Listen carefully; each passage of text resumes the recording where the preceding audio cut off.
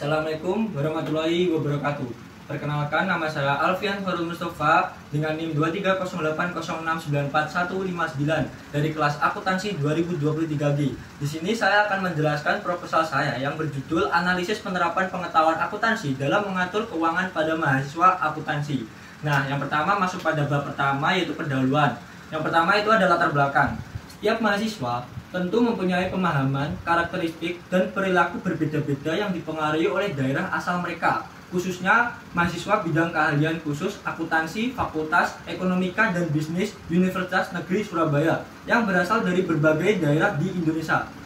Dengan keadaan seperti ini, membuat mereka harus memilih tempat tinggal yang nyaman dan layak, baik tinggal di kosan, kontrakan, maupun tinggal di tempat keluarga. Mahasiswa yang tinggal di kosan, tempat keluarga maupun kontrakan tentu sangat berbeda dengan mahasiswa yang memang berasal dari kota Surabaya sendiri. Mahasiswa yang tinggal di kota Surabaya mengatur keuangan yang diberikan oleh orang tuanya itu tidak terlalu sulit. Mahasiswa yang berasal dari daerah luar Surabaya sebagai mahasiswa bidang keahlian khusus jurusan akuntansi harusnya lebih mudah menerapkan pengetahuan akuntansi keuangan yang diperolehnya dalam kehidupan sehari-hari. Tapi pada kenyataannya, mahasiswa khusus bidang keahlian jurusan akuntansi masih ada yang belum menerapkan pengetahuan akuntansi yang diperolehnya dalam kehidupan sehari-hari. Data ini diperoleh peneliti melalui wawancara dengan berbagai mahasiswa angkatan tahun 2023. Hal ini dapat dilihat dari mereka tidak mencatat transaksi-transaksi yang berhubungan dengan penerimaan maupun pengeluaran, catatan keuangan, dan sebagainya. Dengan menerapkan akuntansi keuangan dalam kehidupan sehari-hari, selain dapat membantu mahasiswa dalam proses pembelajaran, juga dapat membantu mahasiswa dalam mengambil keputusan dan kebijakan secara tepat yang berkaitan dengan pengeluaran dan pemasukan keuangan. Nah, lanjut pada poin yang kedua, itu ada rumusan masalah. Beberapa rumusan masalah untuk pemecahan dan solusi yang tepat antara lain, yang pertama itu ada bagaimana pengaruh literasi keuangan terhadap pengelolaan keuangan mahasiswa jurusan akuntansi UNESA. Yang kedua itu ada bagaimana pengaruh gaya hidup terhadap pengelolaan keuangan mahasiswa jurusan akuntansi UNESA. Yang ketiga itu ada sejauh mana mahasiswa program studi akuntansi memandang penting penerapan pengetahuan akuntansi dalam mengelola keuangan pribadi mereka. Yang keempat itu ada apakah mahasiswa akuntansi cenderung mengaplikasikan konsep-konsep akuntansi seperti pencatatan transaksi dan penyusunan laporan keuangan dalam pengaturan keuangan pribadi mereka. Yang kelima itu ada apa saja sih tantangan yang dihadapi oleh mahasiswa akuntansi dalam menerapkan pengetahuan akuntansi mereka dalam mengambil keputusan keuangan pribadi. Nah, lanjut pada poin yang ketiga itu ada tujuan penelitian. Nah, tujuan penelitian dari uraian rumusan masalah di atas yaitu ada yang pertama, untuk mengatasi pengaruh literasi keuangan terhadap pengelolaan keuangan mahasiswa jurusan akuntansi Fakultas Ekonomika dan Bisnis Universitas Negeri Surabaya. Yang kedua itu ada tingkat pemahaman mahasiswa perantau jurusan akuntansi Fakultas Ekonomika dan Bisnis Universitas Negeri Surabaya tentang pengetahuan akuntansi di kehidupan sehari-hari. Yang ketiga itu ada untuk mengetahui sejauh mana penerapan pengetahuan akuntansi dalam kehidupan sehari-hari pada mahasiswa perantau jurusan akuntansi Fakultas Ekonomika dan Bisnis Universitas Negeri Surabaya. Yang keempat itu ada untuk mengetahui apakah mahasiswa akuntansi cenderung mengaplikasikan konsep-konsep akuntansi seperti pencatatan transaksi dan penyusunan laporan keuangan dalam pengaturan keuangan pribadi mereka. Yang kelima itu ada untuk mengetahui kesulitan apa yang dihadapi mahasiswa akuntansi dalam menerapkan pengetahuan akuntansi. Oke, lanjut pada poin yang keempat itu ada manfaat penelitian. Nah, manfaat penelitian ini ada dua. Yang pertama itu ada manfaat secara teoritis. Nah, yang pertama diharapkan dari adanya penelitian ini dapat meningkatkan keterampilan pengelolaan keuangan individu terutama di lingkup mahasiswa. Nah, yang kedua itu ada diharapkan dengan penelitian ini bisa dibuat untuk referensi tambahan untuk peneliti berikutnya yang terkait judulnya. Yang kedua itu ada manfaat secara praktis. Nah, yang pertama itu bagi peneliti. Diharapkan untuk peneliti dengan dilakukannya penelitian ini bisa meningkatkan pemahaman tentang variabel pada judul penelitian ini. Bahwasanya pengetahuan literasi keuangan yang tinggi, uang saku yang cukup, dengan gaya hidup yang sederhana sangat penting untuk diterapkan agar pengelolaan keuangan yang dimiliki itu lebih baik. Nah, yang kedua itu bagi Universitas Negeri Surabaya. Diharapkan dengan adanya penelitian ini bisa dijadikan tinjauan yang berguna untuk institusi agar dapat mengetahui lebih dalam seberapa besar pengaruh dari literasi keuangan, uang saku, gaya hidup terhadap peningkatan pengelolaan keuangan pada mahasiswa jurusan akuntansi UNESA. Nah, pada poin yang kelima itu ada batasan istilah. Analisis penerapan pengetahuan akuntansi dalam mengatur keuangan pada mahasiswa akuntansi dapat dibatasi sebagai penelitian kemampuan mahasiswa dalam menggunakan pengetahuan akuntansi untuk mengelola keuangan pribadi mereka.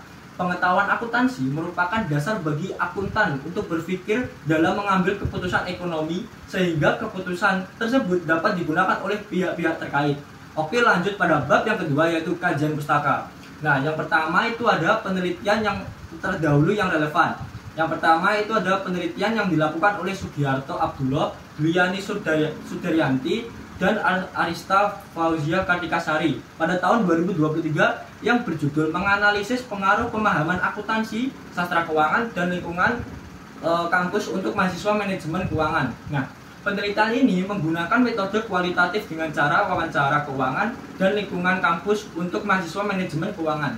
Penelitian ini dilakukan untuk menguji pengaruh variabel pemahaman akuntansi, kompetensi keuangan, dan lingkungan kampus untuk pengelolaan keuangan mahasiswa jurusan akuntansi Fakultas Ekonomika dan Bisnis Universitas Islam Malang. Yang kedua, itu ada penelitian yang dilakukan oleh Reni Haryani pada tahun 2022 yang berjudul menganalisis urgensi literasi keuangan terhadap pengelolaan keuangan pribadi mahasiswa di masa pandemi COVID-19 di Indonesia. Nah, metode yang digunakan dalam penelitian ini yaitu adalah metode asosiatif yang bertujuan mengetahui hubungan antara dua variabel atau lebih. Tujuannya adalah untuk mengetahui bahwa literasi keuangan menjadi hal yang sangat penting untuk dipelajari oleh mahasiswa dalam mencapai tingkat kesejahteraan yang lebih baik. Nah, lanjut pada poin yang kedua itu ada landasan teori. Yang pertama itu adalah pengertian literasi keuangan. Nah, literasi keuangan merupakan kebutuhan dasar setiap orang agar terhindar dari masalah keuangan. Kesulitan keuangan bukan hanya fungsi dari pendapatan semata. Kesulitan keuangan juga muncul jika terjadi kesalahan dalam pengelolaan keuangan seperti kesalahan penggunaan kredit dan tidak adanya perencanaan keuangan. Yang kedua itu ada faktor-faktor yang mempengaruhi literasi keuangan. Ciara Monticone menjelaskan bahwa tingkat literasi keuangan seseorang dipengaruhi oleh karakteristik demografi seperti gender, etnis, pendidikan, dan kemampuan kognitif, latar belakang keluarga, kekayaan, serta preferensi waktu. Yang ketiga itu ada indikator literasi keuangan. Menurut penelitian Mendari dan Kewal pada tahun 2013, indikator literasi keuangan dapat diukur melalui beberapa indikator, yaitu yang pertama itu ada pengetahuan dasar keuangan pribadi, yang kedua itu ada tabungan dan pinjaman, yang ketiga itu ada asuransi, dan yang keempat itu ada investasi. Lanjut pada poin yang keempat itu ada pendidikan pengelolaan keuangan. Menurut Danarjati, pendidikan adalah usaha sadar yang dilakukan oleh pendidik terhadap peserta didik untuk mewujudkan tercapainya perubahan tingkah laku, budi pekerti, keterampilan, dan kepintaran secara intelektual, emosional, dan spiritual. Lanjut pada poin yang kelima, itu ada sikap keuangan. Sikap keuangan merupakan penilaian pendapatan ataupun keadaan pikiran seseorang terhadap keuangan yang diterapkan ke dalam sikapnya. Lanjut pada poin yang keenam, itu ada status sosial.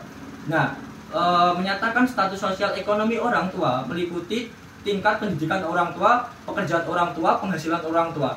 Keluarga yang memiliki status sosial ekonomi kurang mampu akan cenderung untuk memikirkan bagaimana pemenuhan kebutuhan pokok, sehingga perhatian untuk meningkatkan pendidikan anak itu juga kurang. Kondisi status sosial ekonomi orang tua merupakan salah satu faktor eksternal yang mempengaruhi belajar.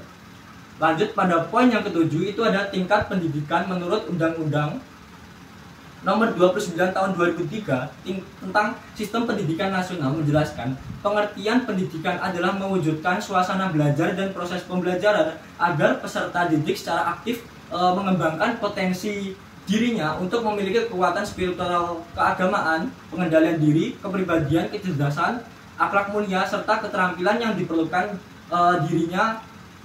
dirinya masyarakat, bangsa, dan negara. Lanjut pada poin yang ke-8 itu ada indikator tingkat pendidikan. Undang-Undang Nomor 20 Tahun 2003 tentang Sistem Pendidikan Nasional bab 4 pasal 14 menjelaskan bahwa jenjang pendidikan formal terdiri atas 3, yaitu pendidikan dasar, pendidikan menengah, dan pendidikan tinggi. Oke, lanjut pada bab 3 itu ada metode penelitian. Yang pertama itu ada jenis penelitian. Metode penelitian yang digunakan dalam penelitian ini yaitu metode penelitian kualitatif. Bentuk penelitian yang digunakan dalam penelitian ini yaitu bentuk studi kasus atau case study yang berfokus pada pengambilan data melalui wawancara kepada orang yang berperan sebagai responden. Yang kedua itu ada pendekatan penelitian. Dalam penelitian ini menggunakan pendekatan deskriptif, yaitu dengan analisis data, dengan mengumpulkan data, mengolah data, kemudian menyajikan data agar pihak lain dapat dengan mudah memperoleh gambaran mengenai objek yang diteliti dalam bentuk kata-kata dan bahasa. Lanjut pada poin yang ketiga, itu ada sumber data dan data penelitian. Dalam penelitian ini, tahap yang dimaksud yaitu wawancara kepada responden. Untuk menunjang penelitian ini, sumber data yang dikumpulkan dalam penelitian ini adalah data primer dan data sekunder. Lanjut pada poin yang keempat, itu ada teknik pengumpulan data. Nah, penelitian ini menggunakan 2 teknik pengumpulan data, yaitu teknik wawancara dan teknik dokumentasi. Teknik wawancara langsung dilakukan peneliti dengan mengajukan pertanyaan terkait masalah penelitian guna mendapatkan pemecahan masalah mengenai perilaku mahasiswa dalam menerapkan pengetahuan akuntansi di kehidupan sehari-hari. Sedangkan teknik studi dokumentasi dilakukan peneliti dengan menggunakan kamera dan alat perekam tape recorder atau handphone. Lanjut pada poin yang kelima, itu ada teknik analisis data. Data penelitian ini menggunakan analisis data yang berpacu pada metode deskriptif kualitatif, yaitu analisis data berbentuk uraian kata-kata atau kalimat yang menghasilkan kesimpulan baik bersifat teoritis maupun pikiran logis untuk memecahkan suatu masalah. Dipilihnya teknik analisis deskriptif kualitatif karena permasalahan atau sasaran penelitian ini adalah berkaitan dengan penerapan pengetahuan akuntansi dalam mengatur keuangan pada mahasiswa. Metode analisis deskriptif sangat membantu dalam mengetahui perspektif beberapa mahasiswa dalam topik ini. Nah, sekian dari saya. Kurang lebihnya mohon maaf. Wassalamualaikum warahmatullahi wabarakatuh.